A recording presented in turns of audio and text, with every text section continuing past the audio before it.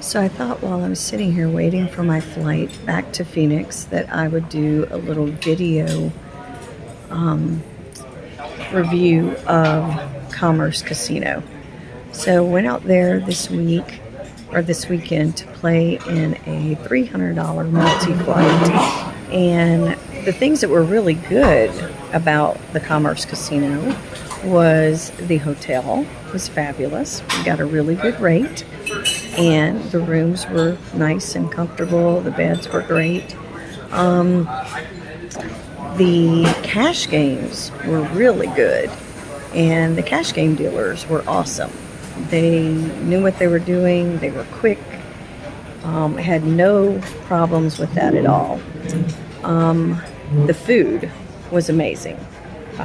There were several restaurants in there, and all of the food and drink that we had was just top notch. So that's the good. I guess the bad and the ugly would be that the cash game dealers were really, really good, but the tournament dealers were absolutely terrible. They didn't call out any of the rules. We had people talking in hands in multi-way pots, had people constantly calling out of turn. We asked them several times to announce the bets for us because it was very hard to see, as a lot of the chips looked exactly the same, and they actually had two different kind of chips for the 1,000 denominations and the 500 denominations.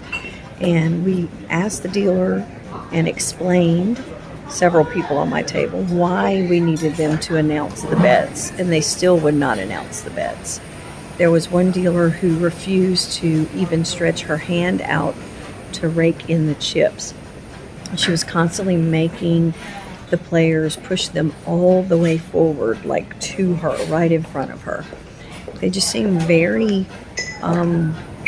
complacent. A lot of older dealers who maybe have been there forever and just didn't care anymore. But probably the most egregious thing I saw was during a chip up on a break. My dealer, everybody had pushed their 100s to the front, in front of them.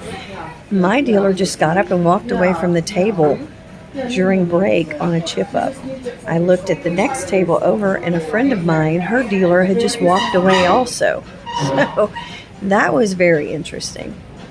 But overall,